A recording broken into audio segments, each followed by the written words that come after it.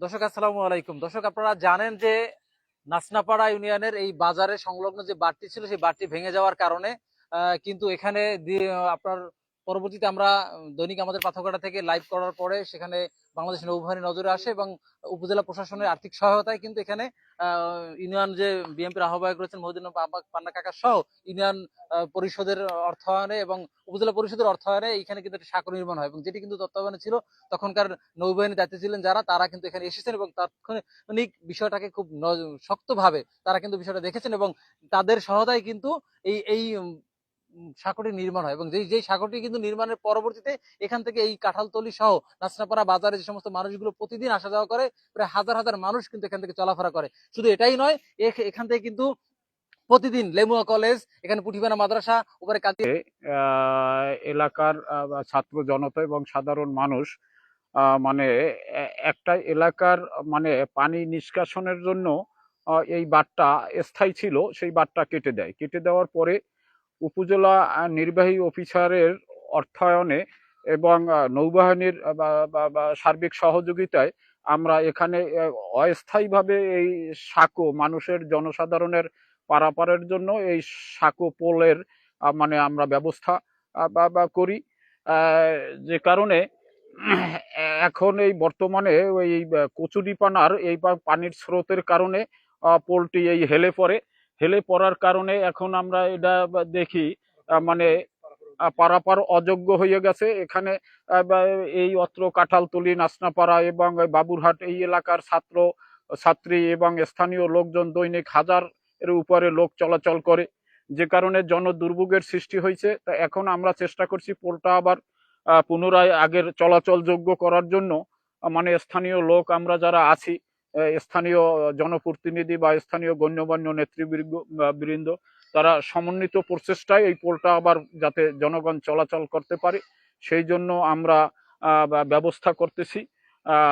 আর বিশেষ করে এখানে নাচনাপাড়া বাজারে আরো একটা পোল আছে ওই বাবু উত্তরের পাশে, বা সেই পোলটা ওই সাপলাজা ইউনিয়নের পার্শ্ববর্তী মঠবাড়িয়া থানার সাপলাজা ইউনিয়নের সাথে সংযোগ। সেই পোলটাও বা এই কচুরিপানার কারণে পোলটা মানে চলাচলে অযোগ্য হইয়া পড়ছে এবং সেটা অলরেডি পড়িয়েই গেছে। সেইটা কোনোভাবেই মানে এখন নৌকা যোগে মানুষ পারাপার করতে হইবে, যে কারণে এখন সেটাও কর্তৃপক্ষ বিষয়টা দেখা একান্ত দাবি জানাচ্ছে এলাকাবাসী। যাই হোক, এখন এই নাচনাপাড়া বাজারটি পাথরঘাটা উপজেলার মধ্যে একটা বড় বাজার। সে বাজারের বর্তমান খুব দুরবস্থায়, এই দুই পাশে দুইটা পোল এর এই সমস্যা। জনগণ এই বাজারমুখী যারা চলাচল করে হাজার হাজার লোক, তারা আসা যাওয়ায় খুবই দুর্ভোগের সৃষ্টি হয়েছে। তা বিষয়টা আমি দাবি করব সংশ্লিষ্ট কর্তৃপক্ষ যাতে নজরে নিয়ে এই বিষয়টা একটা ব্যবস্থা, স্থায়ী একটা ব্যবস্থা নেওয়া হয় যাতে এই জনদুর্ভোগটা লাঘব হয়। ধন্যবাদ। আমি কথা বলবো এখানের জামাতের নায়েব আমির রয়েছেন আবুল কালাম আজাদের সাথে, যে আসলে আপনি তো এই পাশেই আপনার বাসা, এই সাঁকোটি থেকে আসলে দীর্ঘদিন মানুষ চলাফেরা করছে, কিন্তু আসলে এখন সাঁকোটি ভেঙে যাচ্ছে এরকম একটা অবস্থানে আপনারা সকলে একত্রিত হয়েছেন। আসলে এই পাশে আরো একটি সাঁকো আমাদের নাসাবার বাজারের উত্তর পাশে, যেটি মুসিবাড়ির পাশ থেকে শুরু হয়ে ওপারে গিয়েছে, এই সাঁকোটি অলরেডি ভেঙে গিয়েছে। এটাও এরকম অবস্থান হলে কিন্তু আসলে জনদুর্ভোগ হবে। এই মুহূর্তে আপনাদের কি করণীয় আছে এবং আপনারা আসলে সরকারের কাছে কি দাবি আছে? আলহামদুলিল্লাহ, ধন্যবাদ আপনাকে। 5ই আগস্টের পরে এই বাঁধটি পানির স্রোতে ভেঙে যায়। ভেঙে যাওয়ার পরে নৌবাহিনী সহযোগিতা এবং উপজেলা পরিষদের টিউনো স্যারের সহযোগিতায় আমরা একটা অস্থায়ী একটা সাঁকো দিয়া চলাচলের ব্যবস্থা করেছিলাম।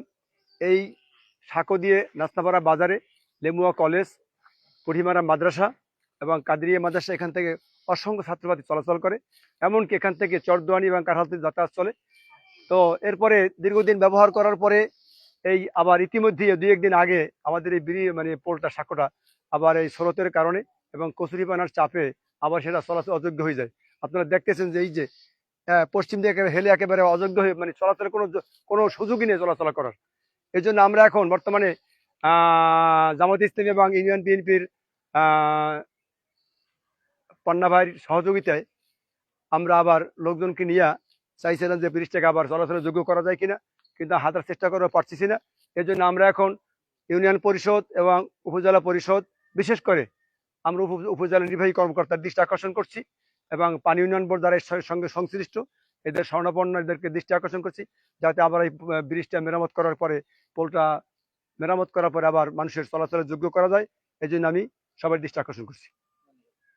দর্শক, যেমনটা শুনছিলেন যে এখানে এই সাঁকোটি আপনাদের দেখাই যে এখানে যে সাঁকোর অবস্থা, যেটি কিন্তু আসলে খুবই ঝুঁকিপূর্ণ এবং এটি কিন্তু আসলে চলাচলে অনুপযোগী হয়ে গেছে। এখানে দেখতে পাচ্ছেন এই যে যেখান থেকে পাশের যে জায়গাটা সেটিও কিন্তু আসলে ভেঙে যাচ্ছে এবং এই জায়গাটার এরকম করে যে ভেঙে পড়ে যায় তাহলে কিন্তু এখানে যাওয়ার মতো কোনো অবস্থা নেই। এবং আমি আপনাদের যাওয়ার চেষ্টা করবো, কিন্তু আসলে পুরো যাওয়া যাবে না, কারণ হচ্ছে এই পোলটি কিন্তু আসলে পুরো মাটির পানির কাছাকাছি চলে গেছে এবং এই পাশ থেকে যদি আপনাদের দেখাই একদম পুরো ভেঙেই গেছে বলতেই চলে। আর হয়তো বা কিছুক্ষণের মধ্যেই যদি এরকম জোয়ারে চাপ আসে ভেঙে যাবে। কিন্তু এই অবস্থার মধ্যে দিয়ে আসলে কিন্তু প্রতিদিন চলাফেরা করে মানুষ। আসলে না না, ওদিকে যাওয়া যাবে না, রিক্সে।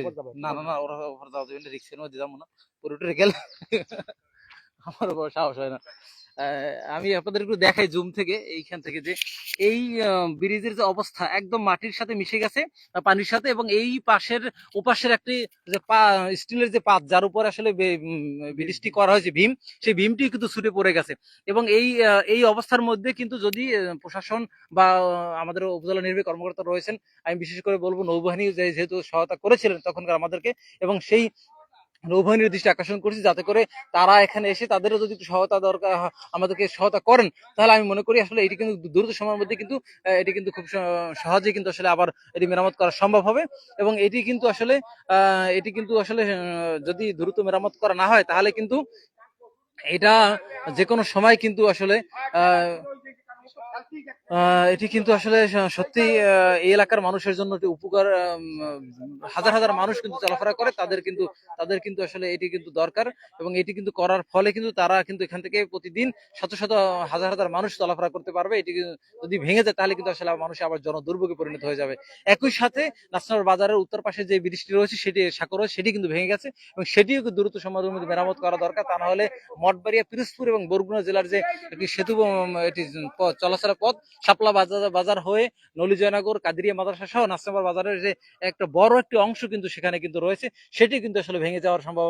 সেটি কিন্তু আসলে বর্তমানে খুব অকেজ অবস্থায় পড়ে আছে এবং যেটি কিন্তু চলাচল অনুপযোগী হয়ে গেছে। এই মুহূর্তে আসলে তাদের সেটি কিন্তু নির্মাণ দরকার এবং সেটি কিন্তু আসলে মেরামত দরকার, যাতে করে মানুষ চলাফেরা করতে পারে। আসলে দেখতে পাচ্ছেন আসলে এই মানুষ কিন্তু এই ঝুঁকির মধ্যেও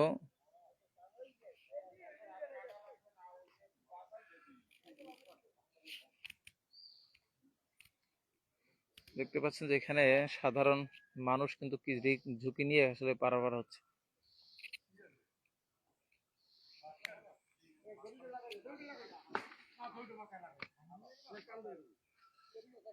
না না, পরে দেবে, আসো তো দিবি, দৌড় দিবে আছে, দড়ি বানলে। হ্যাঁ হ্যাঁ, তাই হলে এমনি শুধু দিতে পারে, কারণ এখন জ্বর শুরু তো। কিনা বেশি জোরে কিনা ভাঙে পড়ে যায়।